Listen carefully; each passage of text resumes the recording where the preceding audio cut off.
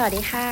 มาค่ะพี่หมีพาเข้าครัววันนี้ก็จะมาทำเมนูบ้านๆนะคะเมนูนี้มีชื่อว่าคั่วไก่ใส่เห็ดค่ะอันดับแรกเลยนะคะก็ต้องใส่หอมแดงแล้วก็พริกแห้งลงไปค่ะคนให้ตัวหอมแดงเริ่มเหลืองนะคะจากนั้นก็ใส่ไก่ลงไปค่ะส่วนเนื้อไก่ตรงนี้คือเราใช้น่องไก่นะคะจากนั้นก็คั่วเรื่อยๆจนสุกค่ะสีก็จะเริ่มเปลี่ยนอย่างเห็นกันเลยค่ะและหอมมากๆเลยค่ะจากนั้นก็ใส่เห็ดชิเมจิลงไปค่ะเพื่อเพิ่มความหอมนะคะเพราะเห็ดตัวนี้จะมีความหวานหอมที่กลมกล่อมมากๆเลยค่ะต่อมาก็ใส่พริกชี้ฟ้าลงไปด้วยค่ะและคนหน่อยนึงพร้อมปรุงรสเลยค่ะปรุงรสบ้านๆตามชอบกันเลยและตบท้ายด้วยผักชีก็จะมีความหอมขึ้นมาอีกน่ากินมากๆเลยชวนหิวแล้วเสร็จแล้วไปค่ะจัดเสิร์ฟกัน